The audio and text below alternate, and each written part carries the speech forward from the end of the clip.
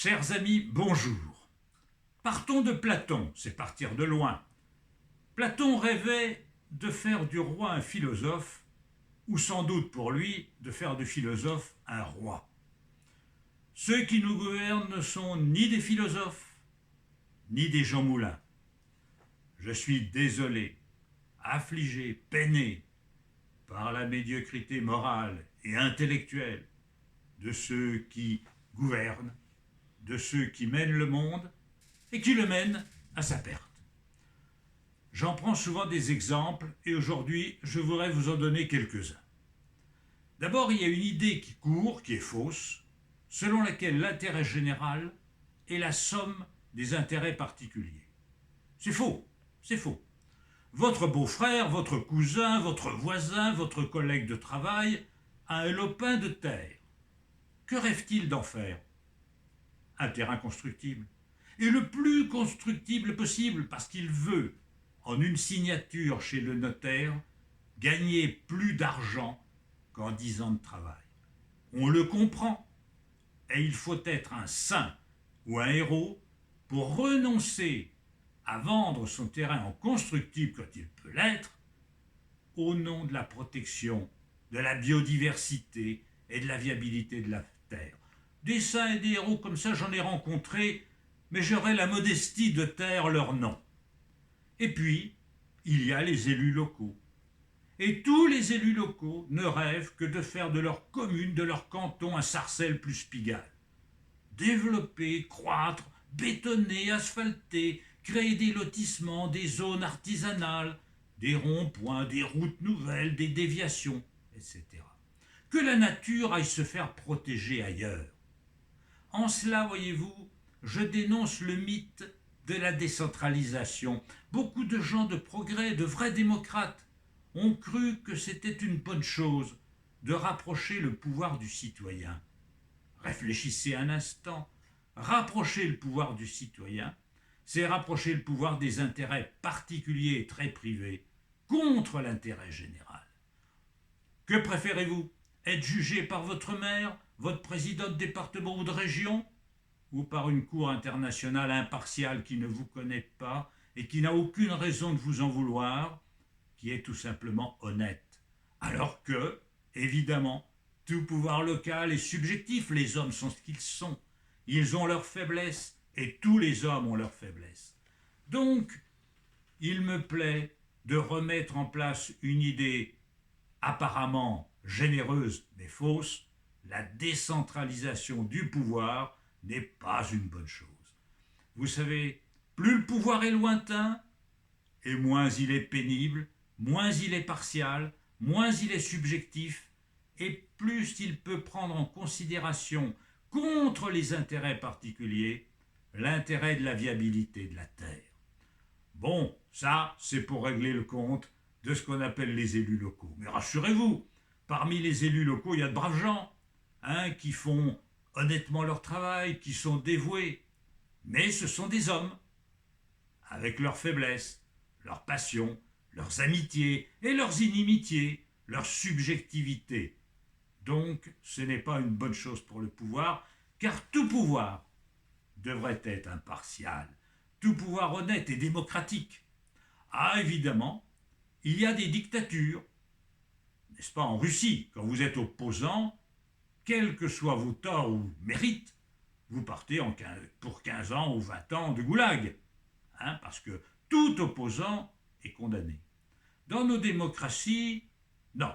On peut être un opposant et ne pas connaître le goulag pendant 15 ou 20 ans. Néanmoins, croyez-vous que même chez nous, les citoyens soient égaux devant la loi? Allez, un animaliste, un écologiste, est-ce que c'est égal à un nervi de la coordination rurale ou de la FNSEA?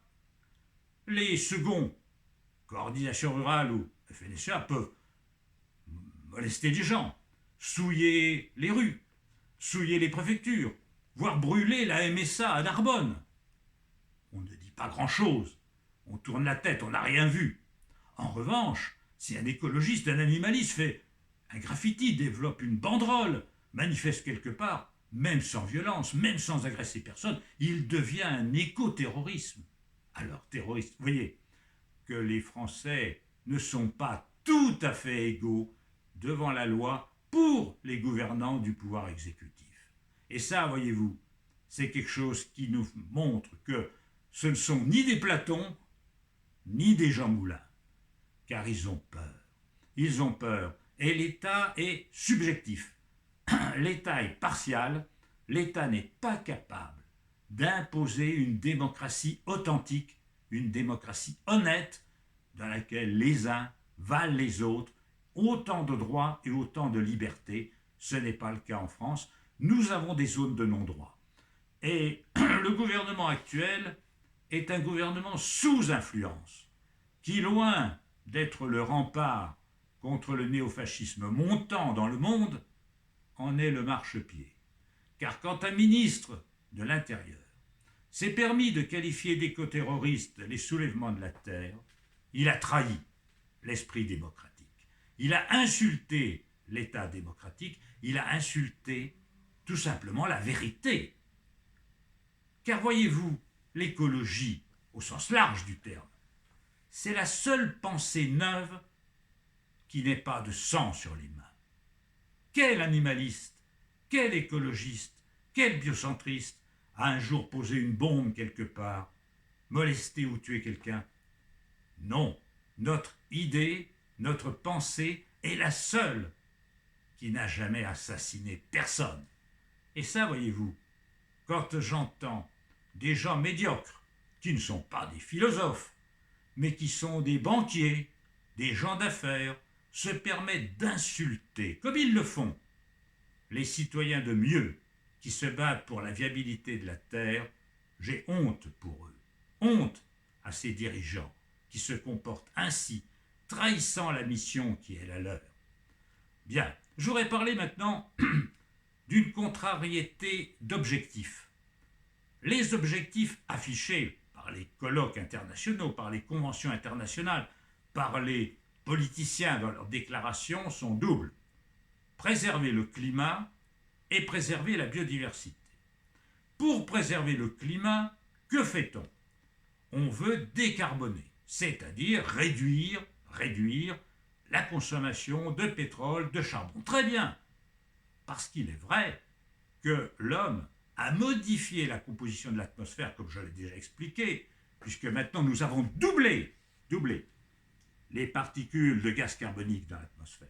Mais pour décarboner l'économie, que fait-on?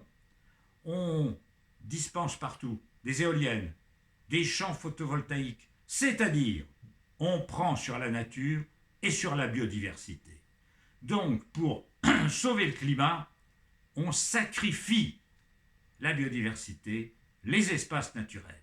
Et ça, voyez-vous, c'est une contrariété d'objectifs qu'il faut souligner.